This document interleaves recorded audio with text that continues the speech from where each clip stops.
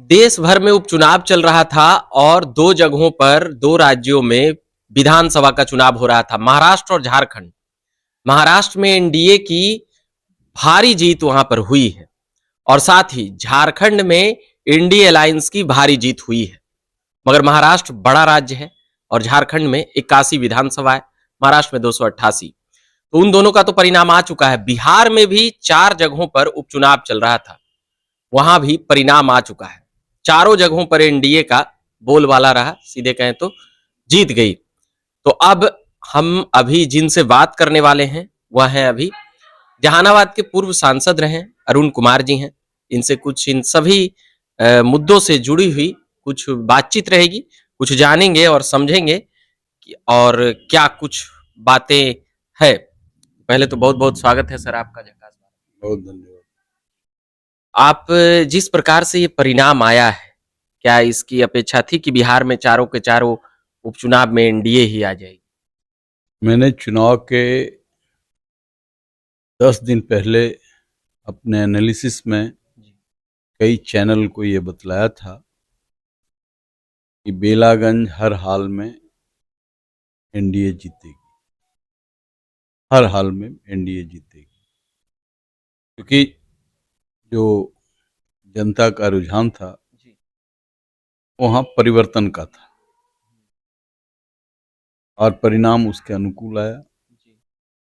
दूसरी बात, मैंने कहा था कि इमामगंज में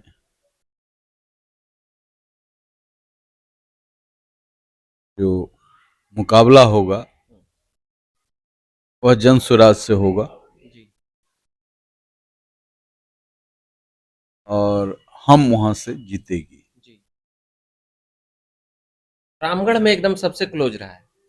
रामगढ़ भी मैंने कहा था कि बसपा से होगा और किन कंटेस्ट होगा, कि जो परिस्थिति थी उसका एनालिसिस बहुत साफ था कि वो कैसे यादव वोट को काट रहे हैं। तो आरजेडी का बेस वोट कटेगा, माइनॉरिटी वोट भी कट रहा है, तो फिर आरजेडी का बेस वोट कटेगा, तो आरजेडी लड़ाई में नहीं होगा, ये तो बहुत साफ था। भाजपा अपने वोट के साथ खड़ी थी, एक वोट उससे निकल रहा था वहां कुशवाहा का, तो वह ट्रायंगल बनने वाला था जिस ट्रायंगल में कंटेस्ट में बसपा को आना था। ये बात पहले भी मैंने कहा था, बहुत क्रिस्टल क्लियर था। तरारी में मुझे नहीं लगता था कि इतना बड़ा फासला होगा जीत का। 10,000 से ज्यादा है।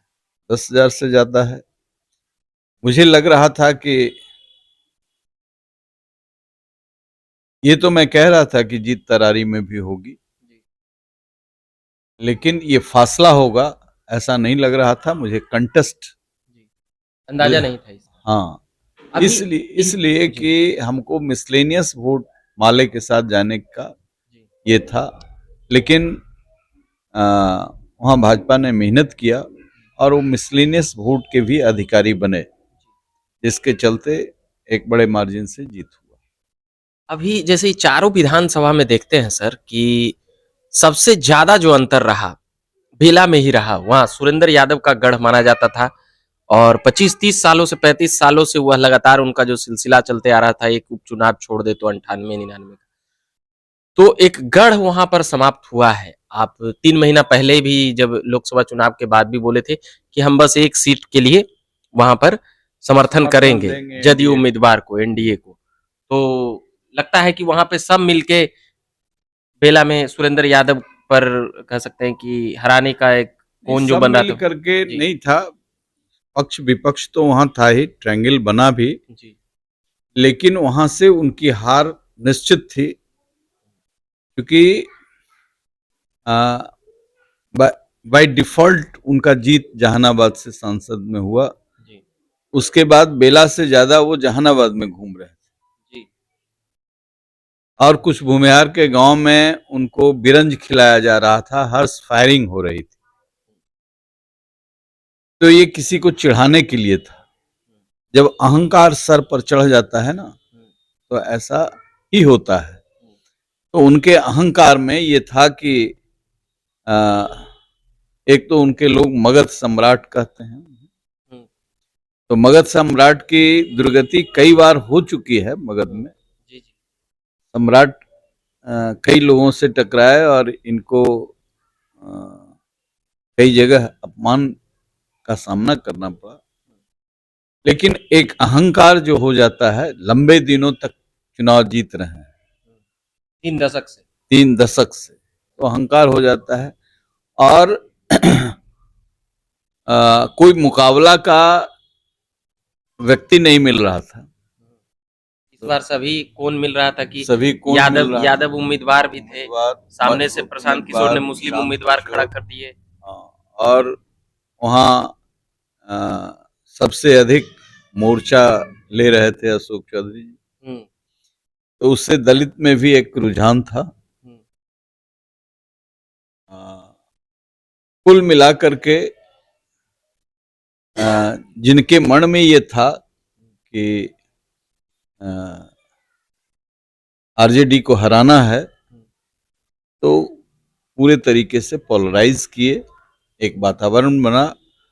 और मैं डे फर्स्ट से कह रहा था कि वो जेडीयू सीट जीतेगी। मुस्लिम उम्मीदवार को लेकर आ रहा है बातें, क्या मुसलमान आरजेडी से खफा हो रही है वहां पर, और भी कई जगहों पर देखा गया, तो इसको लेकर क्या कहें? देखिए, ये माई समीकरण स्वाभाविक नहीं है, जबरदस्ती का है, मजबूरी। बीजेपी को डरा करके। लेकिन जहां जेडीयू सामने होता है, तो भाजपा का डर थोड़ा, जो उनको डर पैदा किया जाता है, बनाया गया है, उसको जो बार बार उखाड़ देना है, ये कर देना है, जो लालू जी का प्रवचन होता है, भले उसमें मुसलमानों को भाजपा के लोगों से ज्यादा भय इन्हीं के माई समीकरण से, और जितनी परेशानी उनको झेलनी पड़ती है उस सेकुलरिज्म के नाम पर उसको पीते हैं। लेकिन जहां विकल्प दिखता है कि नहीं, ऐसा करने से थोड़ा इसमें एम भी रहेगा, थोड़ा बाई भी रहेगा, थोड़ा माई भी रहेगा, थोड़ा बाप भी रहेगा, तो वहां पर ज्यादा थोड़ा मुसलमान थोड़ा लिबरल दिखते हैं। अभी एक बड़ा सवाल है सर, ये उपचुनाव तो हो गया, अब अभी से तो 1 साल मोटा मोटी जोड़ेंगे, 7-8 महीना के बाद तो विधानसभा का कैंपेनिंग शुरू हो जाएगा, अगस्त सितंबर से। तो हम देखेंगे कि इसका क्या असर 25 के विधानसभा में, क्या इसका कोई असर पड़ेगा, क्योंकि कई उपचुनाव हुए, परिणाम कुछ और आए और मेन चुनाव में कुछ और आ गए हैं, ऐसा कई बार देखा गया। तो इसका कैसे देखते हैं 25 हो जाता विधानसभा? है। देखिए, इसका इस फॉलआउट को मैं बहुत इम्पोर्टेंट नहीं मानता हूं। ये परिस्थिति जन्य चीजें हैं। यह स्पिरिट बना रहा तो सरकार बनाने का होगा।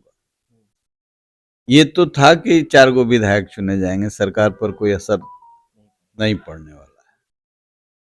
जब सरकार बनाने का स्पिरिट यही रहेगा, तो यूपीएस साफ होगा। यूपीए साफ होगा, इंडिया अलायंस। अभी एक बगल में ही है, जैसे महाराष्ट्र में तो खूब बोलबाला रहा, वहां तो इतना बोलबाला रहा कि निकले शिवसेना के नेता संजय राउत, वो तो पूरा एकदम नकार दिए, यहाँ की जनता गद्दार नहीं हो सकती है, ईवीएम पीवीएम, वो जो भी था वो अपना बोले। तो वहां पर तो कोई वैसा कोई अब चर्चा का सीधे वो पूरा माहौल एनडीए में था, पूरा भगवा में कर दिया गया। और झारखंड आपके सटे ही हुए हैं, झारखंड में ऐसा कहा हुआ कि मोदी मैजिक, भाजपा का हिंदुत्व, और भी जदयू, लोजपा रामविलास, वहां हर लोग थी।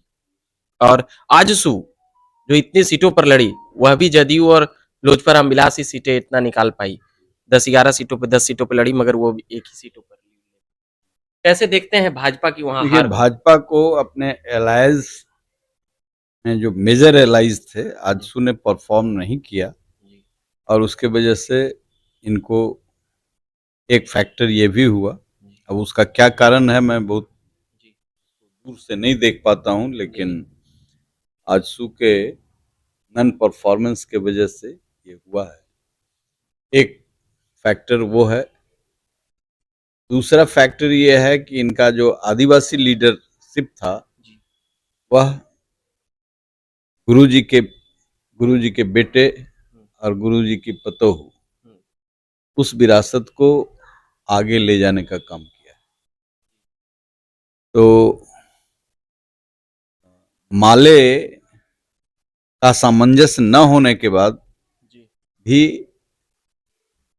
जो परफॉर्म किया है उसमें हेमंत सोरेन से भी बड़ा फैक्टर उनकी पत्नी का एग्रेसिवनेस मैं देखता हूं। कल्पना सोरेन का बातचीत, आक्रामकता बातचीत, पूरा एकदम आक्रामकता, इनोवेटिव आइडिया जी। जनता से जिस तरह और से जनता कम्युनिकेट से करते हैं। इंटरेक्ट करना, जी। कम्युनिकेट करना, स्थानीय भाषा में भी और हिंदी में। तो ये बड़ा फैक्टर रहा है। दूसरी चीज कि यहाँ के जितने बड़े लीडरान थे वो अपने सीट को बचाने में रह गए, वो बाहर नहीं निकले, तो एक बड़ी गोलबंदी नहीं हो सकी।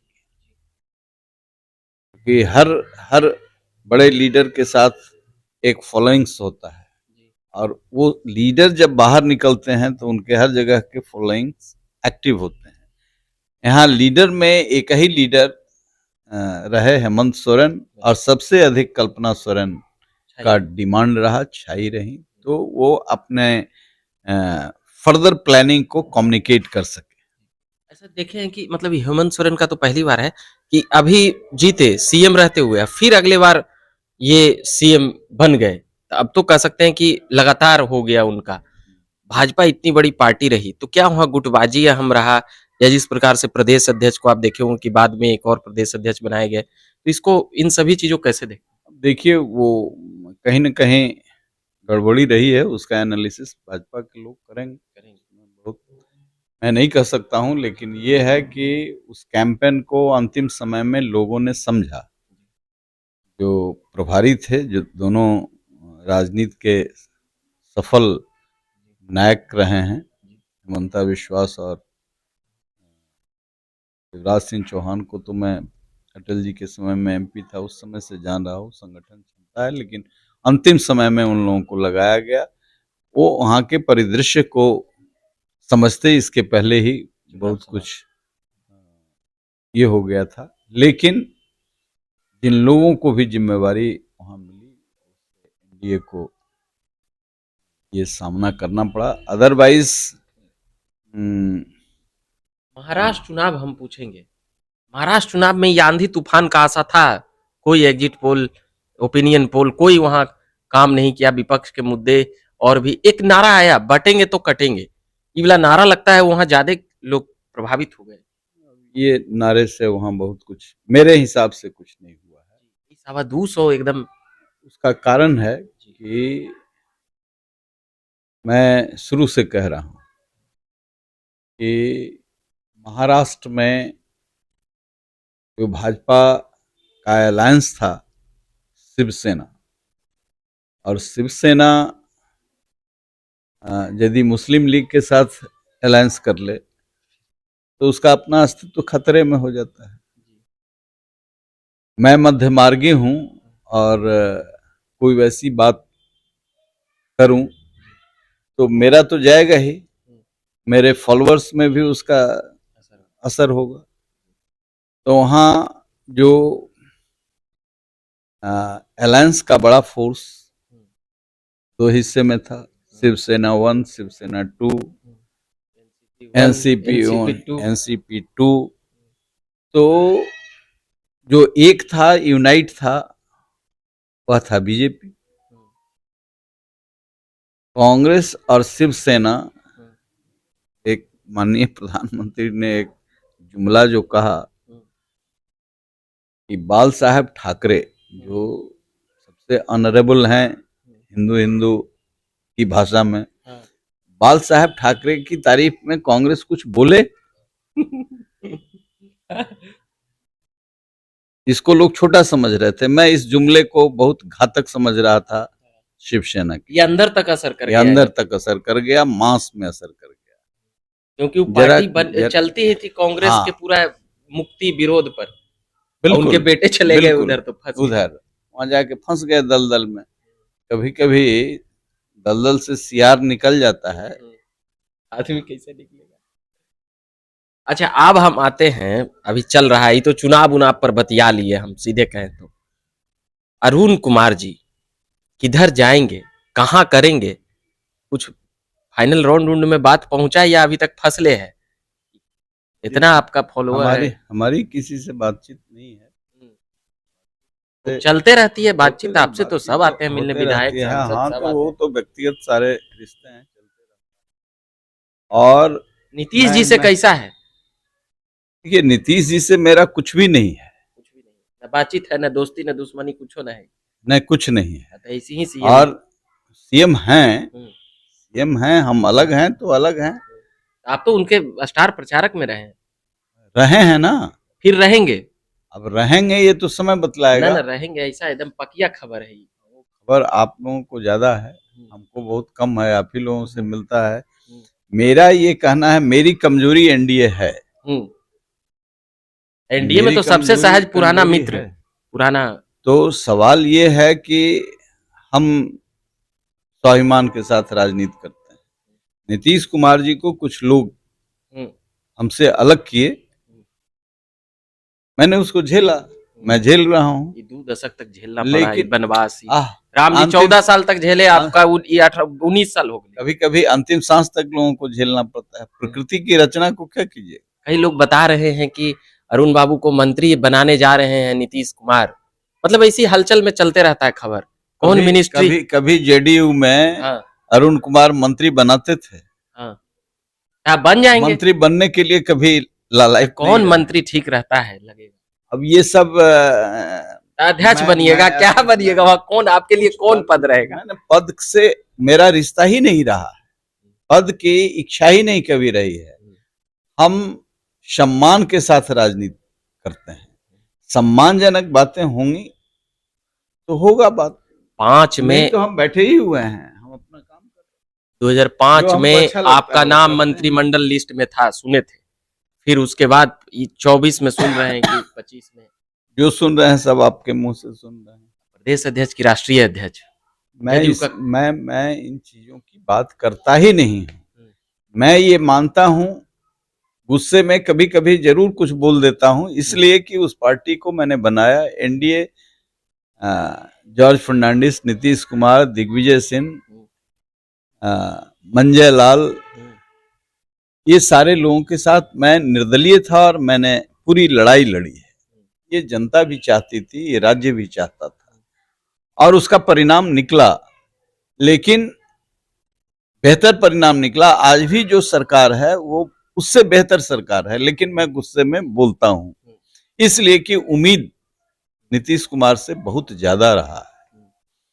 और कुछ ग्रह घेरे नहीं रहते तो नीतीश कुमार इस इस इस इस इस देश में बिहार नंबर 1 का स्टेट होता।